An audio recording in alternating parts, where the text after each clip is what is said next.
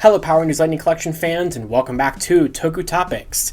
Today I'm kicking off my reviews of Power Rangers Lightning Collection Wave 13, which is crazy, because we just finished the Wave 12 reviews over the last 2 weeks.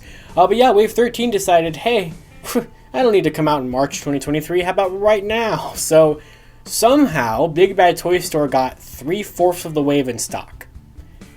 But not Dino Charge Blue. I still don't really know why, but Dino Charge Blue is still not in stock yet on Big Bad Toy Store, but these three are. So I have the three of these here from Wave 13 here, and I asked people on Twitter which one you guys wanted to see first, and at least at the time of recording this video, Izzy is winning that poll, so we're going to be taking a look at her first up, and remove the Putrid and Zoe until we get there.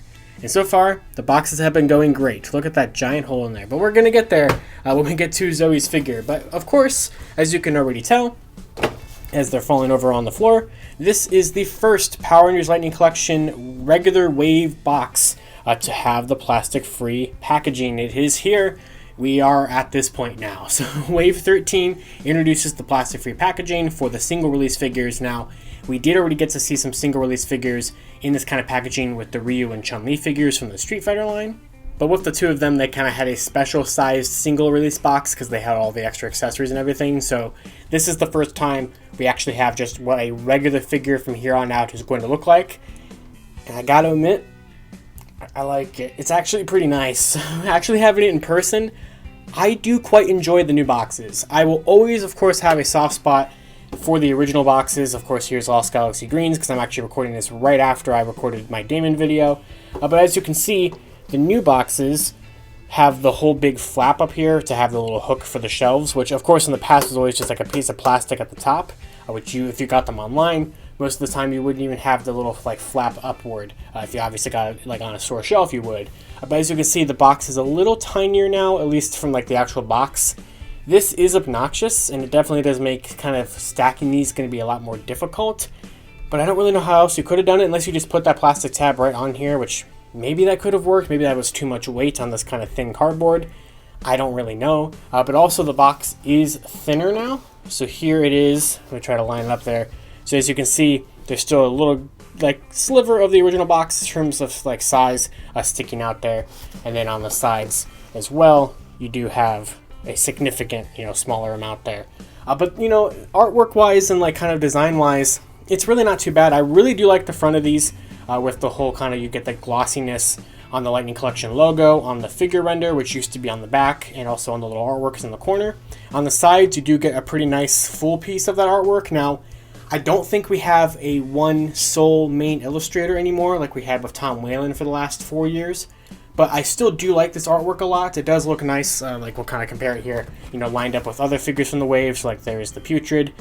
And, it does look nice, too, when you line it up with things well, it's going to be kind of hard to do so, but it kind of matches the whole, here's Snizzard from Deluxe Wave 2. But then it doesn't really match things like this, the Color Swap 2-pack, or here is the special Re-Ranger one. So now we just kind of have everybody here. And hey, look, there's my Selfie Series Pink Ranger figure I haven't done a video on yet. So, since the box, depths and gaps are so, this is just so messy now. But this is all of our new plastic freestyle ones with a deluxe wave, a single figure, a special kind of figure, a 2-pack. So kind of what to expect with everything here. And as you can see, they don't really want to stand up straight anymore. They kind of just sort of sit there. But I think the single release ones do come up to the same height, so that is good at least. But it's just kind of strange. Of course, there's no logo or anything there on Street Fighter ones, but it's a design. It's definitely a choice. And on the other side, as you already saw earlier, it has the little logo there again. It's all green on the side, which I do think that looks nice. And it says Dino Fury Green Ranger. And then I do actually quite enjoy this. These little helmet kind of 3D sculpts down there.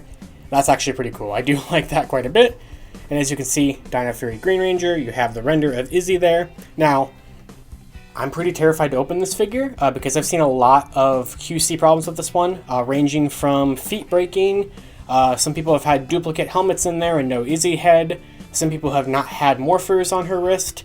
Some people have had the arms swapped somehow, where the gray arm is on her right side and vice versa, which is insane. So I don't even know what to expect with that. At the top, you kind of just get the continuing kind of Lightning Collection design we have going on now.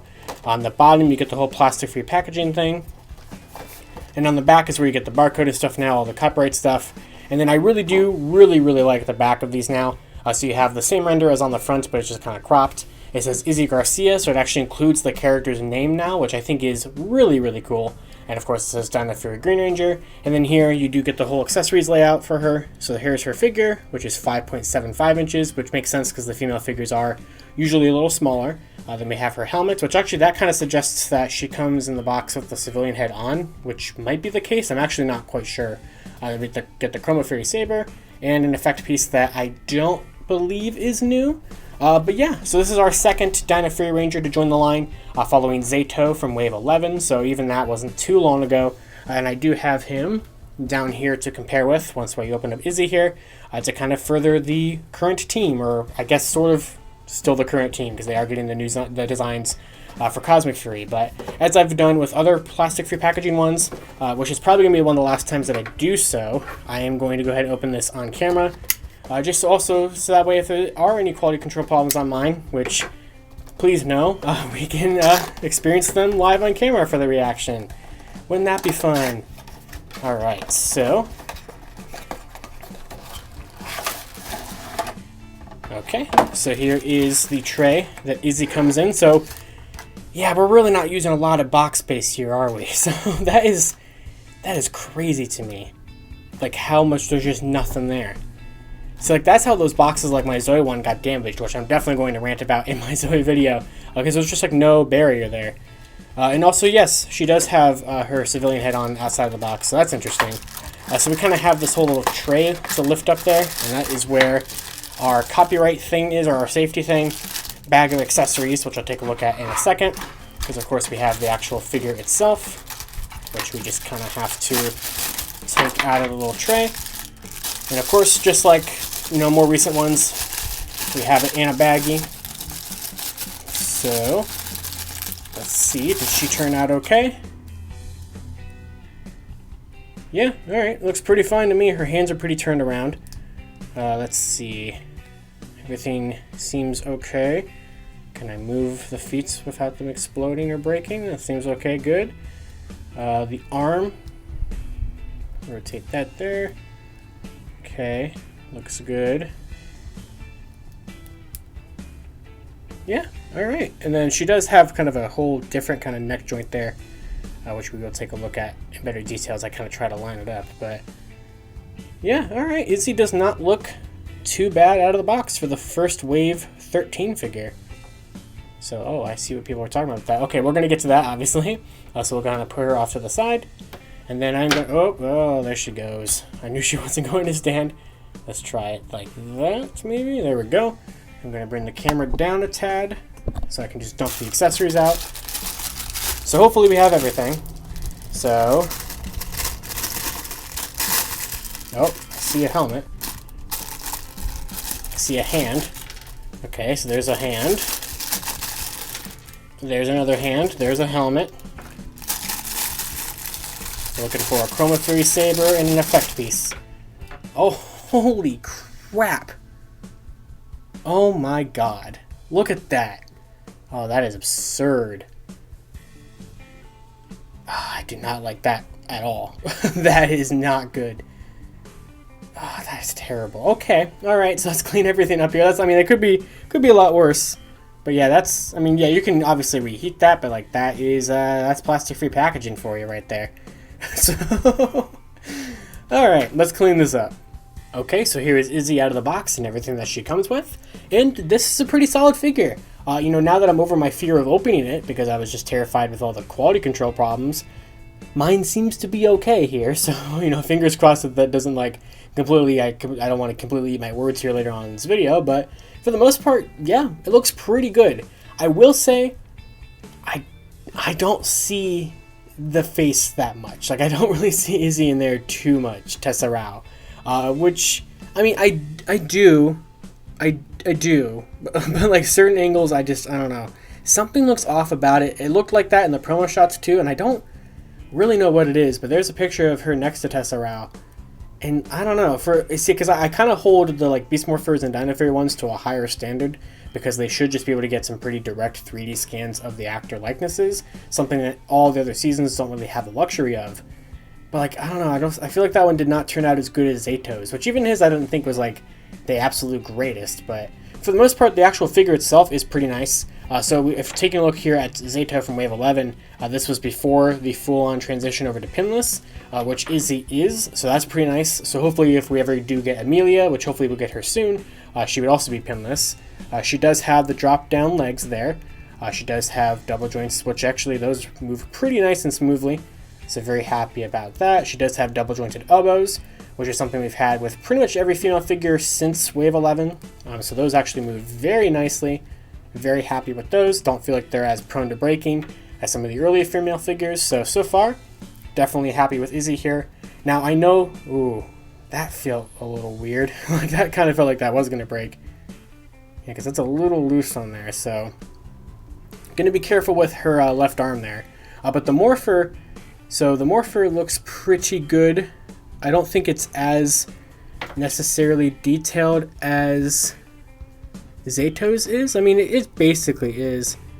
It just feels like it's a little more flatter, if that makes any kind of sense. But obviously, from a distance, it's going to look perfectly fine for what it needs to be. So I do like that they give you, of course, like the gray hand and the green hand to kind of keep that whole look going.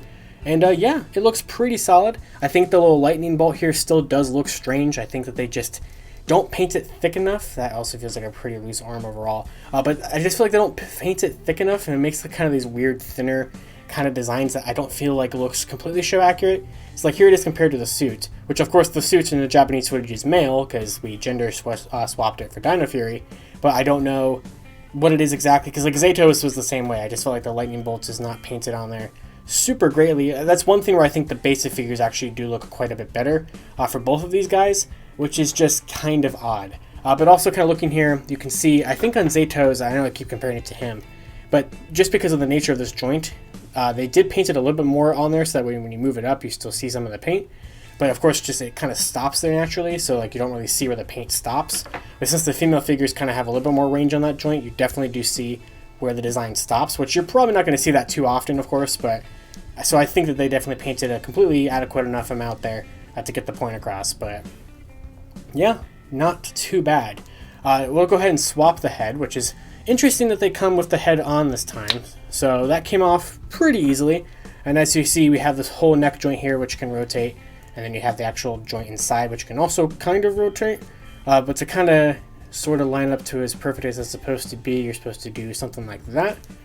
And then we'll go ahead and grab the helmet. And I always thought Zato's helmet looked a little tiny on his body. And I can't even get Izzy's to snap on there, of course. There we go, and yeah, hers looks pretty good. I don't think it looks, because something about Zato's, it just looks really tiny on there for some reason to me. But I think with Izzy already, he's kind of having a tinier body mold, of course, it doesn't look as bad to me. So yeah, that's perfectly acceptable. It's definitely sculpted very nicely, painted very nicely. Really don't have any complaints there. Overall, Izzy's pretty good. One thing I know people would like her to have that she obviously probably never would have had would be some kind of swappable script piece for when she originally rips it off, which never would have expected that to have been included. It would have been kind of neat, but I think you get pretty much everything with Izzy here that you would need to have.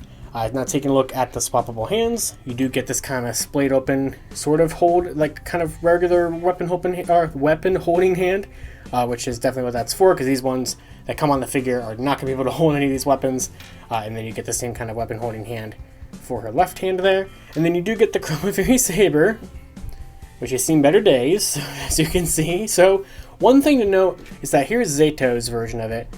Like Zato's does not feel like it's made as, it's definitely not the same kind of plastic. Because like, well, of course Zato's had a plastic tray, so it was never going to get as ridiculous as this got. But this one doesn't even feel like I could do that. Like it feels like it would snap. Well, this one it feels like just kind of pure rubber. So that definitely is annoying to me. You would want to, in terms of like integrity, this is something that would want a plastic tray, and this is something that would probably be okay kind of floating around in a plastic-free packaging. So yeah, that's interesting. But for the most part, the molds are essentially the same. No more additional paint or anything like that on here. I know you do get this effect piece, which I'm not 100% sure if it is new or not, to be quite honest with you. But regardless, I do like it. This kind of yellow effect piece there. And maybe if we kind of stream the effect piece through the sword there, it will over time kind of start warping the sword back to the shape it's supposed to be. That's actually probably the goal that I'm going to try to achieve here. So we'll kind of just wrap it around there. Because over time, well, maybe. It depends on how much I get the effect piece on there, that I might be able to kind of forcibly warp it back in there. Of course, and some heat and stuff too could also probably help. But there it kind of is on there. Now, one thing I did want to show off that people were pointing out that is definitely interesting is that her Chroma Fury holster, or her Chroma Fury Saber holster, is made out of hard plastic, which is very odd. Because Zato's is made out of that soft kind of rubbery plastic.